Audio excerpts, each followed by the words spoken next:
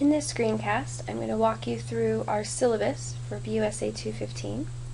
Up at the top here, my name is Shelly Moore, and here's my email address, and here's my office hours. So you're always welcome to stop by. I do recommend that you send me an email, let me know when you're planning to come by so I can make sure that I haven't scheduled an extra meeting or something like that, make sure that I'm there to talk to you. But I am more than happy to meet with you. If you're running into any problems, whether it's about content or the class itself, please let me know. And I am in the multi-purpose building above the library. So if you have any questions, that's where I'm at.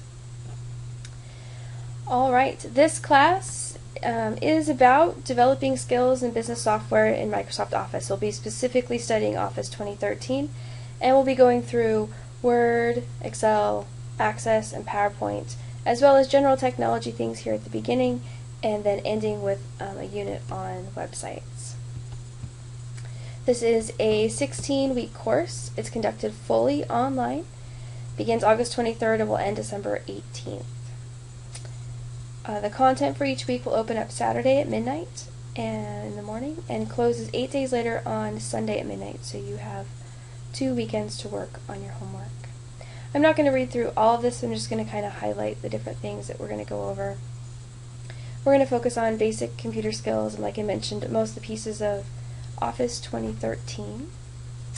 And this course does meet the computer literacy requirement for CWY.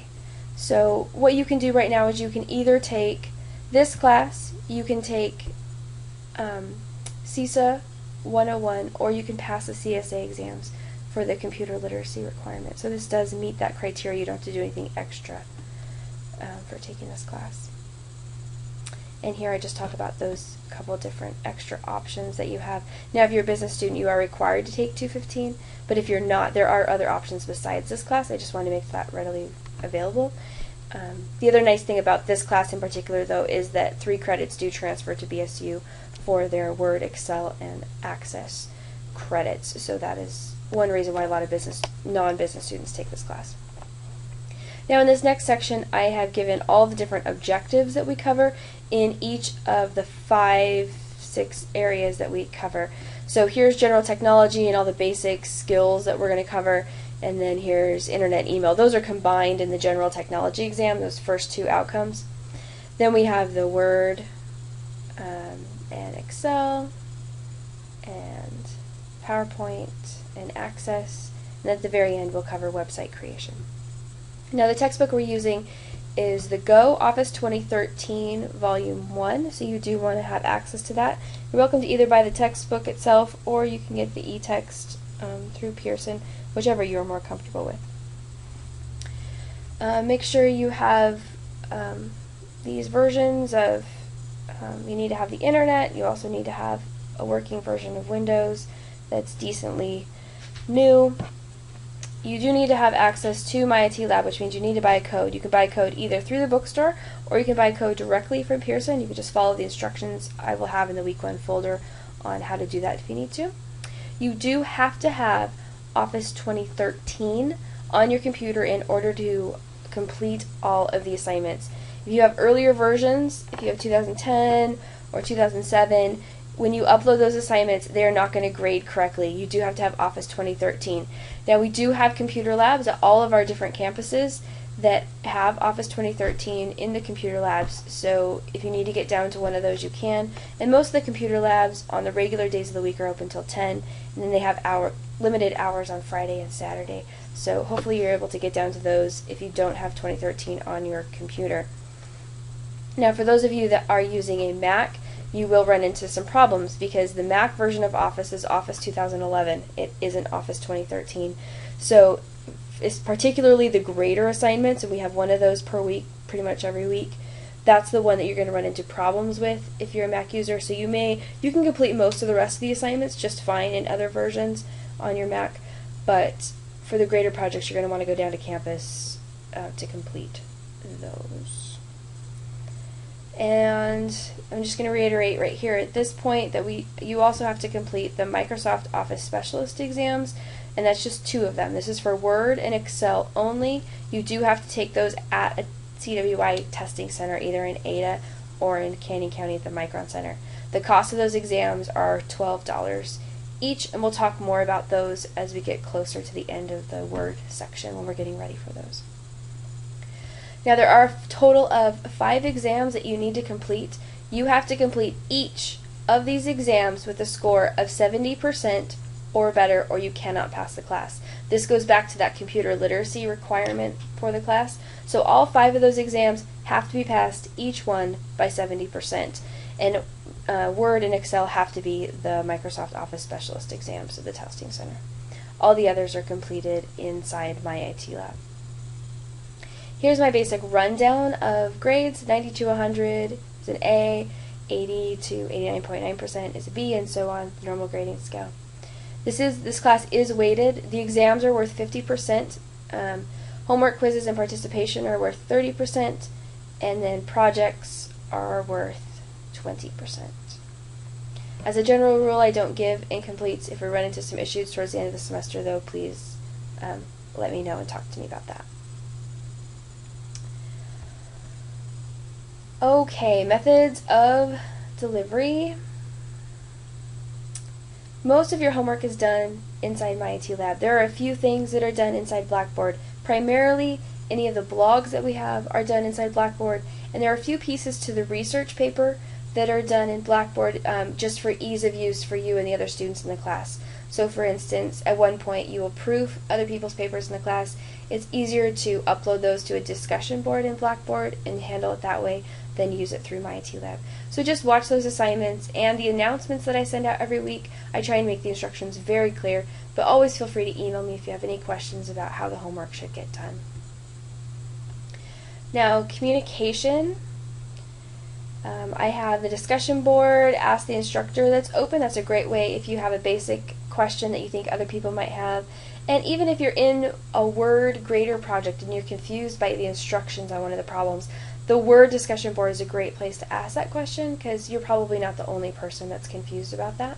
Saves me answering the same email 5 different times. So the discussion board is a great way.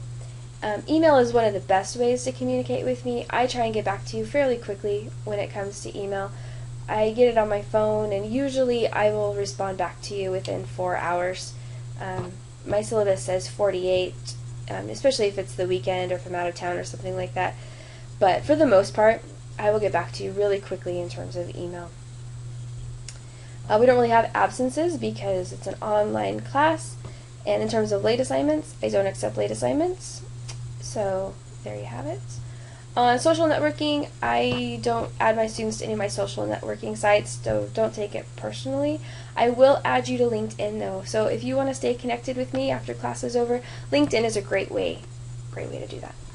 Now this is an online class, and with that being said, almost everything we do is text-based type communication. So just make sure that you reread anything that you're going to post for other students or for me. Make sure it sounds right, that you're not coming off too harsh. You can use emotion icons to show what you were really talking about. So just make sure that you're polite and courteous in the way that you speak to the other people in class. This is a business class, and communication with other people is really, really important, and we like to teach those skills. Now, time and expectations.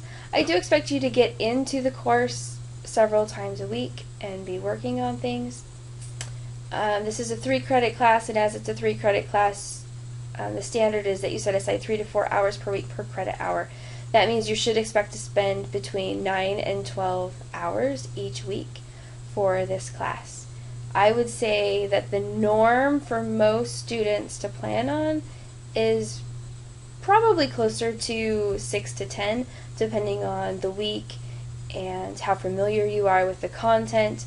A lot of students haven't done Access before, and so that's when you probably want to plan to spend a little bit more time on during your week. And it just depends on technology and how smoothly things run also. So just make sure you plan your time accordingly. Once again, late assignments are not accepted, so we don't have any makeups. And record keeping, just make sure that you are checking your grades. You can see your grades in my IT lab, and you can also see your grades in Blackboard, so make sure you're checking those. If a grade goes uncontested for 2 weeks, it'll be considered correct. Don't get to the end of the semester and say, hey, I didn't realize I forgot to do something on this. You need to be on top of it and make sure you're taking care of your grades. I do expect you to be polite and courteous and respectful in class. That's my behavioral expectation. And I do expect academic integrity.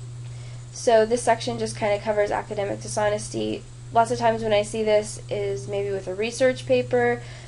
We'll talk through this when it comes up, but make sure your citations are all correct.